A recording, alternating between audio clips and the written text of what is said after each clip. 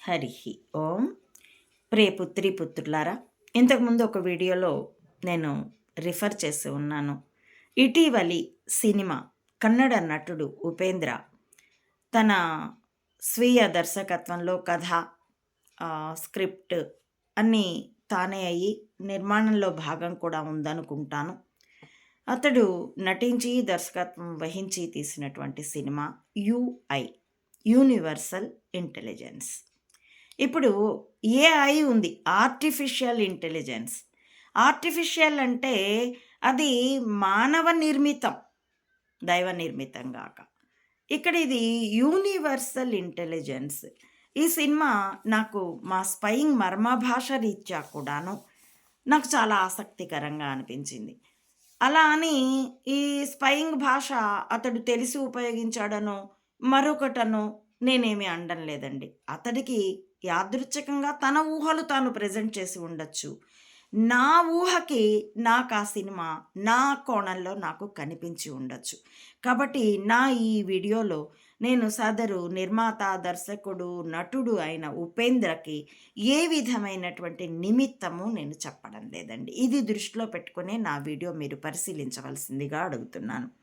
ఆ సినిమా పేర్లే నాకు చాలా ఎగ్జైటింగ్‌గా అనిపించాయండి.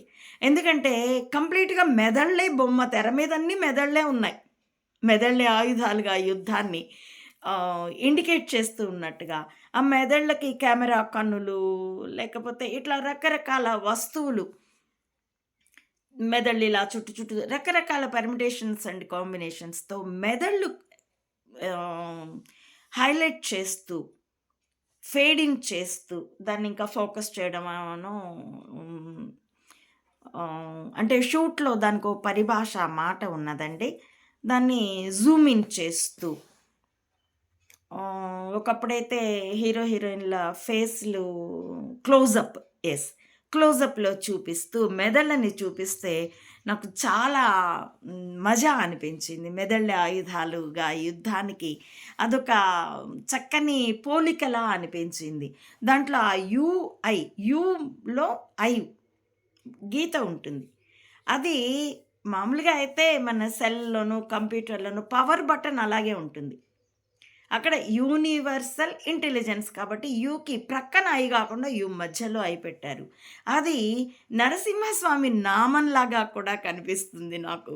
పివి నరసింహారావు గారి మేధస్సు ఈ మెదళ్ళే ఆయుధాలుగా యుద్ధాన్ని ఆయన డిజైన్ చేసిన తీరు, ఆ వ్యవస్థను నిర్మించిన తీరు, తాను లేకపోయినా అది కొనసాగేటట్టుగా ఒక వ్యవస్థని నిర్మించిన తీరు, నాకు ఆ ఎంబ్లమ్ చూడగానే ఆ విషయం స్ఫురణకొచ్చి చాలా ఉత్తేజం కలిగింది. అలాగే రైలు క్రింది నుండి చూపిస్తూ పట్టాల మీద వెళ్తుంది. మామూలు కామన్ రైలు, ఏ రాజధాని ఎక్స్‌ప్రెస్ లాగానో, దురంతో ఎక్స్‌ప్రెస్ లాగానో ఫుల్ ఏసీ కూడా కాదు. నాకైతే నేను సెకండ్ క్లాస్ స్లీపర్‌లో అలాంటి రైల్లోనే వెళ్ళాను. ఆహ్, దీనికి ఢిల్లీకి రామోజీ యొక్క రాజీవ్ హత్య, ఇంకా ఇతర దేశ ద్రోహ కలాపాలు ఎక్కడో దీంట్లో కాదు, సోమాజిగూడలో డిజైన్ అవుతాయి. సోమాజిగూడకి అద్వానీ, కరుణానిధి లాంటి వాళ్ళు అందరూ వచ్చిపోతారు. మీడియాతో రాజకీయ నాయకులకు అవసరమైతే మీడియానే రాజకీయ నాయకుల దగ్గరికి వెళ్తుంది. ఇతడు స్థానిక పత్రిక. ఇక్కడి వాళ్ళు కలిసారంటే అర్థం ఉంది. పక్క రాష్ట్రపు వాడు, అసలు కేంద్రం వాడు ఎందుకు వచ్చిపోతారు అనంటూ ఆ వివరాలతో నేను ఒక కాన్ఫిడెన్షియల్ రిపోర్ట్ ఇవ్వడానికి అలాగే రైల్లో వెళ్ళాను. అలాగే మా మర్మ భాష మొట్టమొదటి నిర్వచనం ఏంటంటే నల్లకాకి. నల్లకాకి అంటే దేశం పట్ల దేశభక్తితో ఉన్నవాడు నల్లకాకి, పాజిటివ్ ధర్మం వైపు ఉన్నవాడు, మన దేశానికి హితంగా ఉన్నవాడు. కానివాడు తెల్లకాకి, డ్రామోజీ తెల్లకాకి, వాడు అనుచరులందరూ తెల్లకాకి అని చెప్పాను. అది మొదట మాకు మొదలైన నిర్వచనం. కాలక్రమేణా నల్లకాకి అనంటే నరేంద్ర మోడీలాగా దేశానికి మిత్రుల్లా మొహం పెట్టి భయంకరమైన శత్రువు, భయంకరమైన ద్రోహం చేసేటటువంటి వాళ్ళు అన్నది తర్వాత యాడ్ అయింది. అది ఎప్పుడు 2000 ఆయన పివి నరసింహారావు గారు దిగిపోయిన తర్వాత ఈ భాష ఇంకొంచెం సంస్కరింపబడింది. ఏమైనా కోతులు కాకులు క్లోజప్‌లో ఎగురుతూ కనిపిస్తూ చివరికి ఒకటే కాకిని చూపిస్తే కూడా నాకు నా మర్మ భాష గుర్తుకొచ్చింది. ఆ నేపథ్యంలో మేలుకొలుపు వినిపిస్తుంది. సుప్రభాతం వినిపిస్తుంది. అది కూడా నాకు చాలా ఎక్సైటింగ్‌గా అనిపించింది. మేలుకొలుపు జగత్తుకి. భగవంతుడికి మేలుకొలుపు మామూలుగా మనం పాడతాం నిద్రలేని వాడిని నిద్ర లేవమంటూ. కానీ సమాజాన్ని మేలుకొల్పడం అంటే అది చాలా క్లేశంతో, కష్టాలతో కూడుకొని ఉన్నదండి. ఎందుకంటే నిద్ర లేపుతున్న ప్రతి వాడిని సమాజం చాలా హింసిస్తుంది, రాళ్ళేసి కొడుతుంది, విమర్శలేస్తుంది.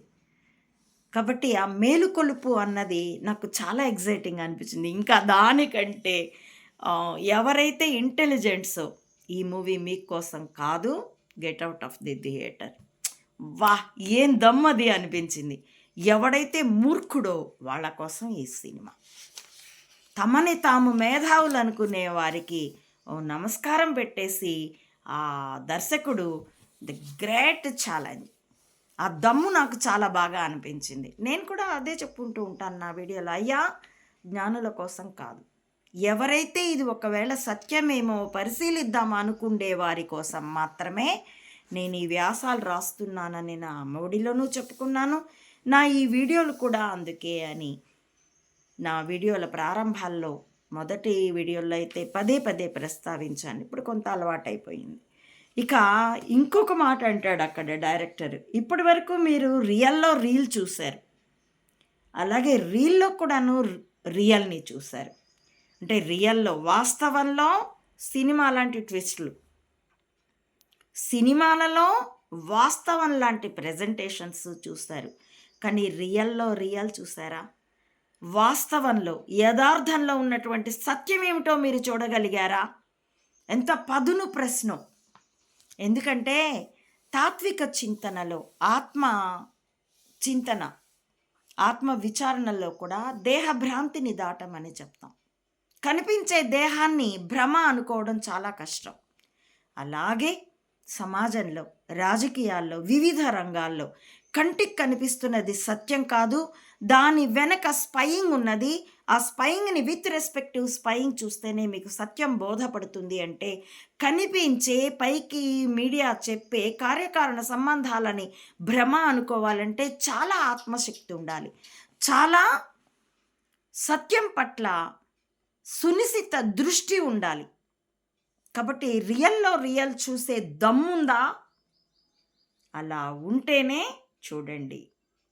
ఆ రియల్, ఆ క్వశ్చన్, ఆ ఫ్యాక్ట్ ఏంటో. రియల్ అంటే ఫెనామెనా, సత్యం, యథార్థ సంఘటన అది. కాబట్టి దాన్ని చూసే దమ్ముందా అంటే అంటూ అతడేం చూపించాడో తెర మీద ప్రేక్షకుల్నే చూపిస్తాడు. ఇక్కడ మనకి ఆ తెర మీద ఏం ఫోకస్ చేశాడో, దేన్ని హైలైట్ చేశాడో, దేన్ని ప్రజల ఆలోచనల్లోకి, ఆలోచన సరళిలోకి దేన్ని ప్రొజెక్ట్ చేశాడో, ఇంజెక్ట్ చేశాడో తెలియదు. కానీ ఆ చూస్తున్న వాళ్ళు చాలా ఎగ్జైట్ అయిపోయి నా ఫోకస్ నాకు దొరికింది అంటూ ముందుగా ఒక భార్యాభర్త వస్తారు.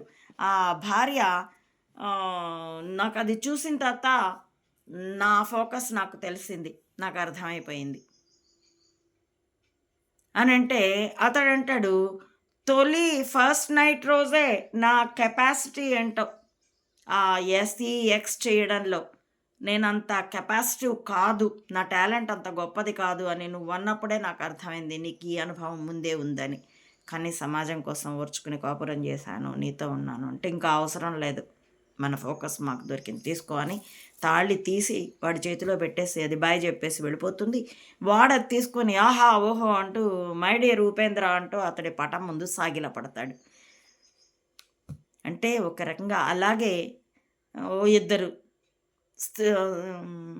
గేస్ లెస్బియన్స్ స్వలింగ సంపర్కులు, ఎన్నాళ్ళే మనకిది ఫోకస్ వచ్చేస్తుంది, లెట్ మీ అక్కడ చూపించిన 3 సంఘటనలు. ఒకడు బయటకు వచ్చేసి అన్న ఏంట్రా అన్న మంచి యాక్షన్ సీన్లో బయటకు తెచ్చేసావంటే ఎవరా ఇది తీసేసుకో నా ఫోన్, ఇది తీసేసుకో ఇంకో ఫోన్, ఇదిగో వాచ్ తీసేసుకో, ఈ డబ్బులు తీసేసుకో, ఈ నగలు తీసేసుకో, ఒరే నీకు నా పెళ్ళం అంటే ఇష్టం కదా అని ఎవరితో నా ఫోన్లు అంటే ప్రాణం అన్న అయితే ఇక తీసుకోపో నా పెళ్ళం.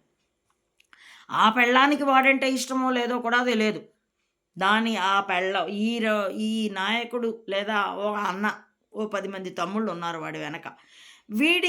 వీడి పెళ్ళాం యొక్క అభిప్రాయం తెలుసో లేదో తెలీదు. ఒక వస్తువుని సెల్ ఫోన్‌ని ఇచ్చినట్టు పెళ్ళాన్ని గూడా ఇచ్చేసాడు. ఇంతగా దుర్మార్గాన్ని, చెడునే ఫోకస్ చేసింది సినిమా.